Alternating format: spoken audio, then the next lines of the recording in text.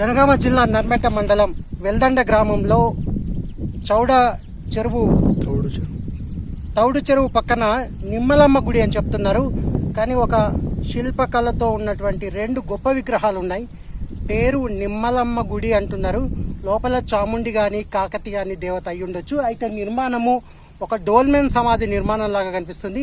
సుమారుగా ఒక 15 అడుగుల పొడవు వెడల్పుండే 15 అడుగుల పెద్ద ఒకటే ఒక రాయిని తొలిచి పైన కప్పుగా పెట్టారు. అయితే కొన్ని ఆ నల్లగా ఉన్నటువంటి రాళ్ళు రాజన్న గుడి దగ్గర ఉన్నటువంటి రాళ్ళను తీసుకొచ్చి తర్వాతి కాలంలో నిలిపినట్టుగా కనిపిస్తుంది. అయితే మట్టి మొత్తం కూడుకుపోయి ఉండడం వల్ల ఇంకా విగ్రహాలని స్పష్టంగా గుర్తుపట్టలేకపోతున్నాం. ఆ మట్టిని తీయాల్సిన అవసరం ఉంది. ఇది వెల్దండ గ్రామానికే కాదు, తెలంగాణకు కూడా గొప్ప శిల్ప సంపదను అందించిన గ్రామం వెల్దండ.